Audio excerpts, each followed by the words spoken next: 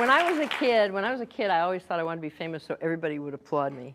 And then when I got older, I realized that I wanted to talk and tell things, and I didn't want people to bother me with applause, because I was in a hurry. So like now I have a bad personality, but I don't. The first thing you have to know is that, you know, all that unused equipment you have at your house, because of those hobbies you started and didn't quite get anywhere with, they're not a problem. The problem is, and I've never heard anybody tell a scanner this either, the problem is that you must never have unused life, unused talents. You can't do that. That's really wrong. It's not only wrong because it'll make you unhappy and you won't know why, but it's also wrong because you owe your talents to us. If you think it's selfish to do the things you love, listen carefully.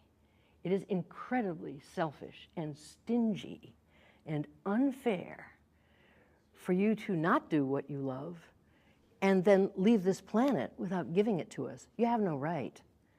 Now, I don't care if you write poetry and bury it in a bottom drawer and nobody ever sees it. Emily Dickinson did that. She helped a lot of us anyway. It isn't your business to know what will happen to what you do. It is your business to do it. And if you want to do 9,000 things, it is your business to do every one of them for a little bit of time, at least. If you have no time to get to them right now, you got to keep them greased. So don't say, I'm really going to draw in 11 years. No, you won't. You will draw this week for 4 minutes, or you will never draw. And that's a sin.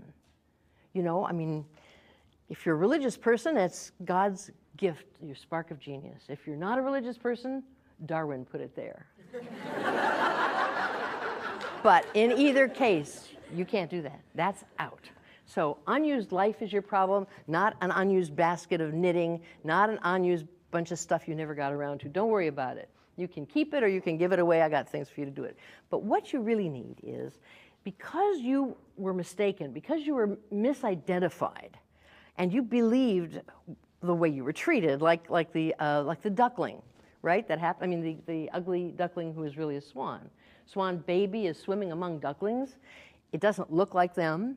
They think, wow, what's your problem? You're really some ugly duckling. And it says, wow, I really feel bad. I turned out so ugly.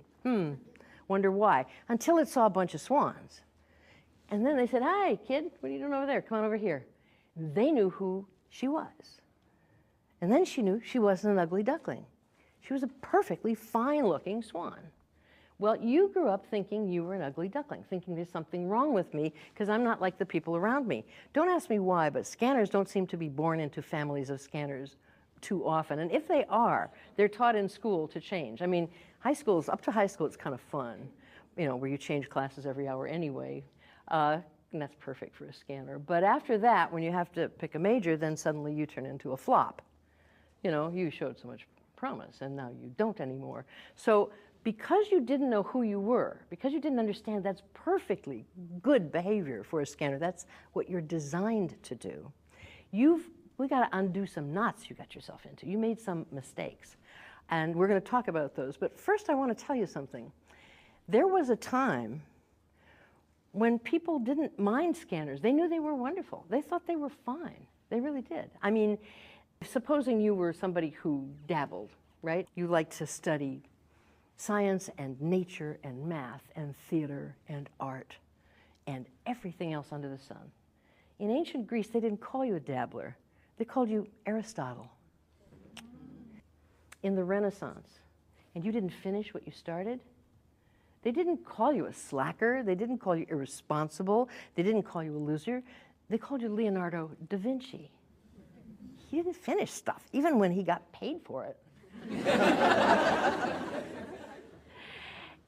And if you were somebody who like started one business and then started another and then started 30 businesses and they were all different businesses, like in early US history, they didn't call you somebody who couldn't make up his mind. They called you Benjamin Franklin.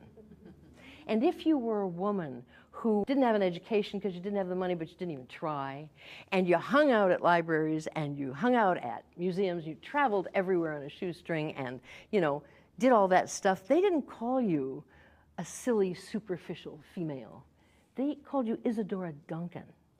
And if you were like Michael Jordan, who was a great athlete in one sport and then changed to another and maybe even wanted to do another, they didn't say you're foolish, you're wrecking your career. They didn't call you a loser. They called you Jim Thorpe, the greatest football player who some people say ever lived, the greatest baseball player, the greatest decathlon, maybe the greatest athlete who ever lived. That's what they used to call you. So what changed? I know what changed because I swear I was there. I mean, it was more recent than you think. I was there. I was in junior high when it changed. I didn't notice it till I got into senior high school, but I know when it changed. It changed with the Cold War. It changed when we were fighting the Soviets. Now, the Soviets, people say they lost the Cold War. I think they won it because they were the masters of how to be dreary. Somehow I left grade school. I moved into junior high school. It was the early 50s. And all of a sudden, instead of like having fun, everything turned into a khaki-colored file cabinet. And everything had to be labeled. And then when I went to college, I wanted to be a bohemian naturally, of course. And because they didn't have to do anything, they could do everything. And we didn't like people who specialized in college. If you were like in medical school, we figured you were like a tradesman and you didn't know anything about Beethoven.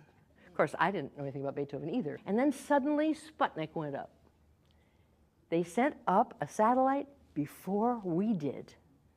And everything, that was the end of fooling around. After that, if you were not an electronic engineer, you were a loser. And nobody dated anybody anymore unless they had a slide rule coming out of their pocket. They were the hope of America. They weren't considered nerds. They had been, but they were no longer considered nerds. They were considered the hope of America. They're going to save the world, the geniuses. Now, that was so long ago. 56 is when Sputnik went up. 54 is when I graduated high school. After the people who were around who knew you were supposed to do everything, they're gone. You have no role models. There's nobody to say, don't listen to those guys, do this. Nobody left but me to tell the tale. And that really wrecked a lot of stuff. So as a result, there isn't anybody to tell you this. Everybody really doesn't remember. It's a kind of a history rain shadow. The facts didn't get over the mountain of Sputnik. And so we're left with that dreary accommodation. 60s came along, thank heavens, and everybody just took drugs and went crazy. But it was a start, but then they moved. Then they moved back into like money. Now we're back again. And nobody, even the hippies didn't remember that you were supposed to do everything. They just thought you were supposed to flow, And if you had a lot of talent in a lot of areas, you don't want to just flow. You wanted to do stuff, but you didn't know what. And you probably wanted too many things, so you knew you were wrong. So, what were you supposed to do with yourself? Just sort of suffer. And some people really did pick something, and they're miserable. Because when you're a scanner, one path is never enough for you. And because you don't know how to take one path and you don't know how to do all the others because there's nobody left to tell you, you picked up some problems along the way. And I'd like to go through them kind of fast for you. One problem you picked up, well, it's exemplified by this wonderful guy I know in New York. And he throws workshops. And I said to him, Harry, I'd like to do a workshop for a special kind of person. I think there's a bunch of them out there, but I'm not sure. I call them scanners. He said, what is that? I said, there's people who want to do a whole lot of things and they can't pick one. He said, oh. I said, well, if we threw a workshop in that, what do you think would happen? He said, the room would be empty. I said, well, could we try anyway? He said, yeah, if you want to. I said, because Harry, they feel bad about themselves. He said, they should. This is a nice guy. He's a sweet guy. I said, anyway, we threw the workshop. They were hanging from the rafters, okay? They were like banging down the walls. They were crawling over each other. Help, help. First person who said, no, you don't have to choose, refused to choose, okay? One problem I've run into with a lot of scanners is perfectionism. Perfectionism means I want to do something so well that nobody will criticize me. That's all it means.